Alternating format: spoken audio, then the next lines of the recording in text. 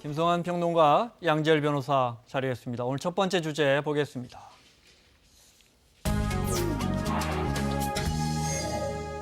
우리 장례 문화 중에 장례식장에서 이거 하나요. 손님들에게 식사 제공하면서 죄다 일회용품 쓰죠. 원래는 이게 불법이랍니다. 장례식장에서 일회용품을 공급하면 이게 불법이라는데 이 문제 잠깐 들여다보겠습니다. 사실은 다들 그런 생각 한 번씩은 해보셨죠. 어떻게 가면 다 일회용품이에요. 네, 뭐 지나치게 많이 사용한다는 생각은 아마 대부분의 분들이 다 하실 거라고 생각하는데요. 저도 사실은 숫자를 보고 좀 놀랐습니다. 장례식장 한 곳에서 1년에 사용하는 밥그릇, 국그릇이 72만 개 정도 되고요. 그리고 접시류까지 포함하면 접시류만 해도 144만 개. 그러니까 무게가 한 11톤 정도 된다고 합니다. 한 곳에서. 한 곳에서만 그러니까 나오는 뭐 게. 전국적으로 하면 몇 개가 되는 거죠. 그러니까 접시류만 따져서 전국 장례식장에서 나오는 게 2억 1,600만 개 정도 된다고 합니다. 1년에요. 1년에. 1년에 2억 개의 접시가 나온다. 그러니까 뭐 다 합치고 나면은 엄청난 양의 일용품이 나온다고 썩지도 봐야 않는. 되겠죠. 근데 이제 설거지하기도 어렵고 한번 치르는 건데 번거롭고 하니까 일회용품을 쓰는 거예요. 네, 그렇습니다. 사실 어떻게 뭐 금지하기는 좀 어렵죠. 지금 현재 상황에서 바로 바꾸기는 어려운 상황이고 또 손님들이 워낙 자주 바뀌기도 하고 또 병원 내 장례식장이라는 특성 때문에 뭐 다회용 기구 같은 걸 사용하는 것도 현실적으로 어렵다는 게 아직까지는 지금 법으로는 입장인데 법적으로는 이게 또 이런 게 있습니다. 싱크대라고 하죠. 조리 세척 기구가 있는 그런 객실에서 문상객들 받을 때는 일회용품을 쓰지 말라고 법을 만들었는데 문제는 이런 거예요. 상주들이 직접 물건을 사다 쓰는 것은 장례식장에서 제공하는 건 아니잖아요. 그리고 지금은 대부분 상종업체에서 쓰지 않습니까? 그러니까 그거는 장례식장을 규제한다고 막을 수가 없는 겁니다. 그러니까 상주들을 일일이 규제를 하기 또 어려운 게 현실이다 보니까. 그러니까 법적으로는 장례식장이 제공하면 안 돼요 해놨는데 형식적으로나 이런 데는 뭐 상조회나 이런 데서 갖고 오기 때문에 밖에서 갖고 오는 건 막을 수가 없는 공간만 규정주는 규정상으로도 막을 수 없다는 거군요. 제 기억에 10여 년 전에 신촌 세브란스 병원 이런 데는 얼마 안 가서 다시 제공했긴 했던 것 같은데 식사 제공하지 않고 뭔가 좀 바꿔보려고 했었거든요. 술, 음식, 밤샘 그리고 수고를 받는 관행들 다 없애겠다라고 했다가 요즘 뭐 밤새는 일은 그냥 문화적으로 사라지긴 했죠. 환경이 바뀌면서. 하지만 술과 음식까지 금지하는 것은 우리 전통에 너무 안 맞는다 싶어서 다시 바로 그냥 얼마 안 돼서 다시 제공했습니다. 그 말씀드린 게 그렇다고 우리가 이제 이런 문화 때문에 식사 제공을 법이나 뭐 시행령 이런 걸로 묶을 수는 없잖아요. 우리 문화인데. 그게 거의 뭐 언제라고 딱히 하지만 과거에는 우리는 농경 문화였기 때문에 집에서 상을 많이 치렀었고 특히 이제 조상님의 제례를 치는 장례를 치는다는 게 굉장히 중요시되는 유교 문화라서 음식을 아예 제공하지 않게끔 법으로 강제한다는 건 어마어마한 반발을 올라올 걸요. 이렇게 근데 식사 제공하면서 이제 장례식 비용도 이것 때문에 사실 높아지는 거잖아요. 장례식 비용의 한 80% 정도가 이 식사 문화 때문에 생긴다, 뭐 이렇게 얘기를 하는데요. 보통 이제 한 건의 장례식을 치르는데 한 1,400만 원 조금 안 되는 돈이 든다고 합니다. 평균적으로. 그 중에 한 80%가 뭐 술과 음식을 통해 가지고 발생하는 비용이기 때문에 장례 문화만 바꿔도, 그러니까 조문을 뭐 우리 이제 얘기하는 것처럼 부의금을 받지 않아도 장례식이 얼마든지 가능하다. 술과 음식을 내놓지 않는다면. 근데 그게 쉬운 일이 아니잖아요.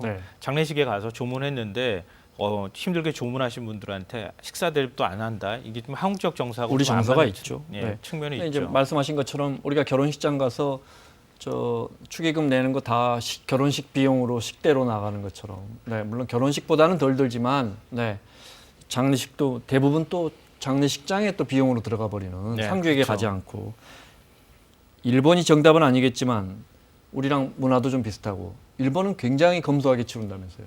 근데 일본 같은 경우에는 우리랑 좀 여러 가지 측면에서 다른데요. 일본은 초고령 사회에 이미 진입을 했습니다. 진입을 했고 그리고 화장 시설도 굉장히 오래돼서 많이 노후화가 됐다고 합니다. 그러니까 전국에 한 8,400곳 정도의 그 화장 시설이 있었는데 그 화장 시설이 한 절반 정도로 줄어들었어요. 그러니까 화장하는 것조차 좀 쉽지 않다고 합니다. 그러니까 그렇게 하니까 장례식을 더 간편하게, 간소하게 치를 수밖에 없는 게 현실이라는 거죠. 우리가 병원이나 또 간혹 집에서 돌아가시더라도 장례식장이나 병원에 있는 장례식장으로 옮겨서 장례식을 치른 다음에 발인을 하잖아요. 근데 뭐 바로 그냥 이렇게 병원에서 바로 매장으로 가거나 또 심지어 너무 아쉬우니까 집에서 돌아가셨으니까 워낙 고령화 사회니까 아쉬우니까 집에서 돌아가셨으니까 호텔 같은데 어떤 특별한 데 가서 가족들하고 돌아가신 분의 유해와 하룻밤 정도 묵고 매장이나 화장을 하러 가는 주로 화장이겠군요. 네. 두 가지 특성이 결합되어 있는 건데요. 그걸 직장이라고 하는군요. 예, 직장. 직장이라고 표현하는데요. 바로 장례를 치른다 이 말씀이시죠. 네. 근데 두 가지 측면이 있는데 하나는 화장하기가 쉽지 않다는 거예요. 네. 왜냐하면 화장하려고 대기하는 사람들이 너무 많기 때문에 화장하는 데에도 빠르면 한 4일, 늦으면 2주일 정도를 대기해야 되는 상황이고요. 네. 그리고 이제 그 시신을 안치할 수 있는 공간이 그러니까 일본 같은 경우에는 48시간이 지나야 또 화장을 할 수 있기 때문에 잠시 어디나마 안치할 수 있는 공간이 필요합니다. 네. 근데 집에다 모시기도 좀 어렵고 그렇다고 병원 안치실에다 두기도 뭐하니까 차라리 시신 호텔을 만들면 어떻겠느냐 이렇게 얘기를 한다는 거죠. 그리고 거기 찾아가면은 24시간 면회실이 있어서 안치실에 있던 관이 자동으로 기계에 옮겨져서 그 면회를 온 분한테 조문원 분한테 그 앞에 이제 관이 놓일 수 있도록 해준다고 하고요. 방금 전에 말씀하신 것처럼 내가 그분하고 하룻밤을 좀 묵겠다고 하면은 일종의 거실 같은 공간에서 그 고인하고 같이 하룻밤을 묵을 수 있도록 별도 비용을 내면은 그렇게 또 해준다고 합니다. 근데 우리처럼 이렇게 식사를 제공하고 술을 마시고 그런 이런 건 거의 없다 이 거죠. 말씀이시죠. 네. 심지어 이런 장면 보셨는지 모르겠습니다. 드라이브 스루로 조문하는 장면 잠깐 볼까요? 1번입니다. 네. 1번 나가노현의 차에 탄 채로 조문하는 장례식장 모습 화제가 된 적이 있었습니다. 네.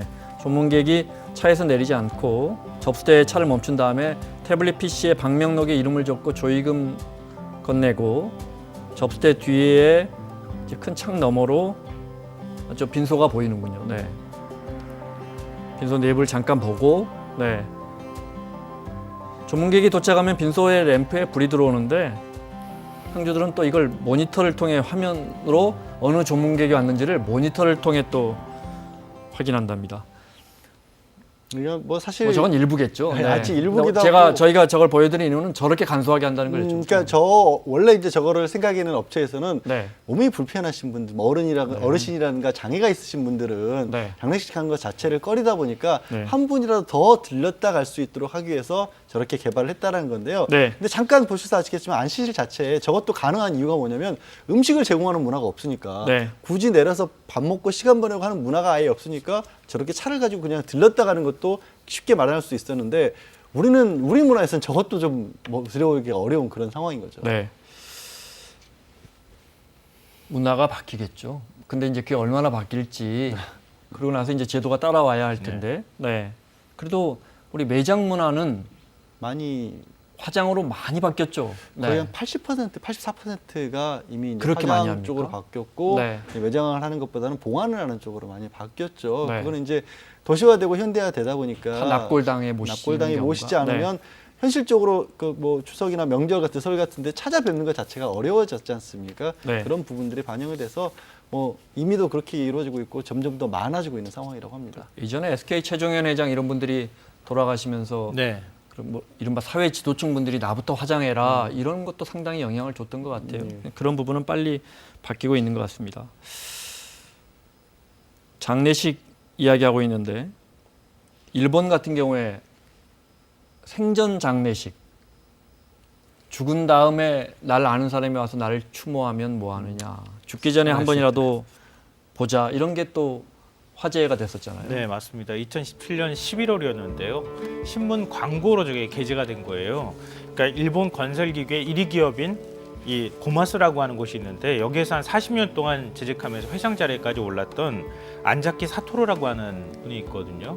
그러니까 이 거의 이제 사망 선고를 받고 난 다음에 내 생전 장례식에 참석해 주십시오 이렇게 광고를 냈고 3주 뒤에 실제로 광고대로 많은 분들이 그걸 보고 이제 찾아왔는데 휠체어에 타고 한 1000명 정도가 참석한 장례식에서 일일이 악수를 하고 감사 편지를 읽는 그런 일이 있었습니다. 네.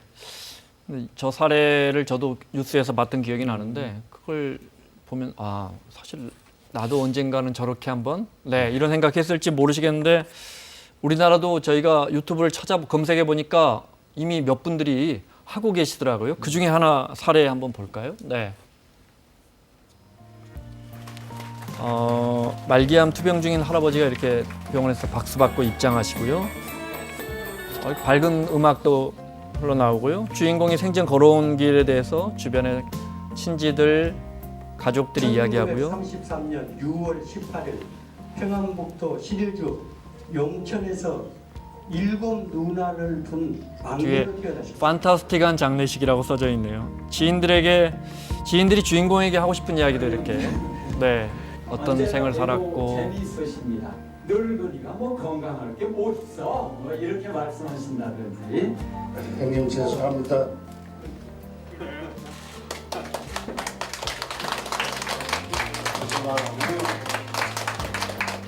주인공 할아버지가 노래도 불러요. 진정 변하지 않는 사랑으로 남게 해줘.